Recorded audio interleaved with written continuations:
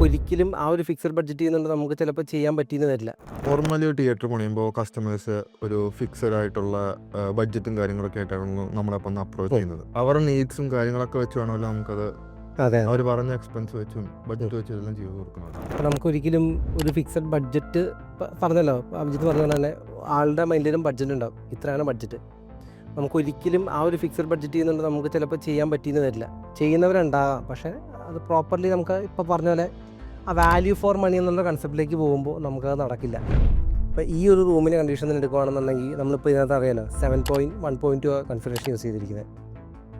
അപ്പോൾ ഇനീഷ്യലി പറഞ്ഞ ബഡ്ജറ്റ് വെച്ചിട്ട് നമുക്ക് ശരിക്കും പറഞ്ഞാൽ ഇതിനകത്തൊരു 5.2 കൺഫിഗറേഷൻ നമുക്ക് ചെയ്യാൻ പറ്റുള്ളൂ.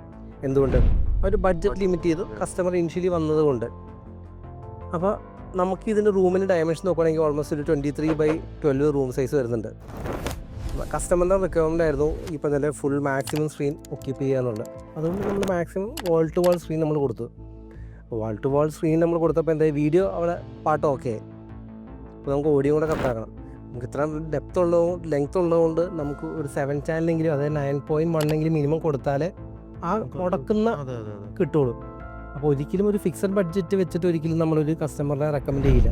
ഒരു ലിമിറ്റ് ആകാം, ഇത്ര വരെ ആകാം, നമുക്കത് പുഷ് ചെയ്യാം. അതുകൊണ്ടുണ്ടെങ്കിൽ അപ്പോ ഡൗണോ നമുക്ക് വേരിയേഷൻസ് വരാം. അപ്പം ആ പറയുന്ന ആ ലിമിറ്റിനുള്ളിൽ നമുക്ക് നമ്മളെ കൊണ്ട് എന്ത് മനോഹരമാക്കി ചെയ്യാൻ പറ്റും നമുക്ക് ചെയ്യാം. നമ്മൾ കൂടുതലും ഈ പറഞ്ഞ പോലെ തന്നെ പ്രൊഡക്ട്സും കോൺസെൻട്രേറ്റ് ചെയ്യുന്നതിനൊപ്പം തന്നെ ഇമ്പോർട്ടൻ്റ് ആണ് അക്വസ്റ്റിക്സ് അല്ലേ.